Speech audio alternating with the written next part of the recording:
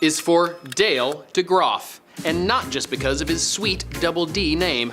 No, D is for Dale, because without Dale, we might all still be drinking appletinis and cocktails with names no adult should ever have to say. Things like Fuzzy Navel and Harvey Wallbanger. While it seems that now every single business in the world also offers a classic cocktail menu, it wasn't that long ago that to most people, cocktail meant a sugary drink with alcohol that didn't taste like alcohol. Americans may have invented the cocktail, but by the 70s and 80s, we had forgotten how to drink them. This is in large part thanks to Prohibition, of course, that dark moment of forced national sobriety, during which our liquor industry was decimated and many of our best bartenders left for boozier pastures. But even after Prohibition was repealed, the quality of the booze and the bartenders wasn't great. And so drinks got simpler and sweeter. Instead of using fresh juice and complex ingredients as the early cocktail inventors did, bartenders started offering up mixed drinks, often in the form of a highball, a spirit mixed with a soda of some type, served in a tall glass, rum and coke, gin and tonic, whiskey and soda. And while we may look back on the 50s and 60s as some golden age of drinking in this country, it definitely wasn't a golden age for drinks themselves. This is the era that turned the daiquiri into a blended drink.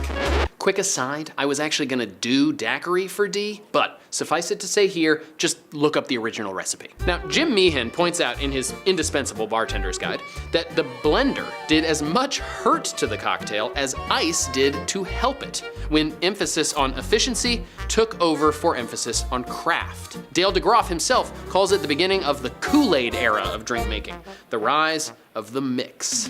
By the 70s and 80s, vodka dominated the booze market, brown spirits were essentially non-existent, and martini meant anything that went in a martini glass, even if those things were cookies or whatever this juice is.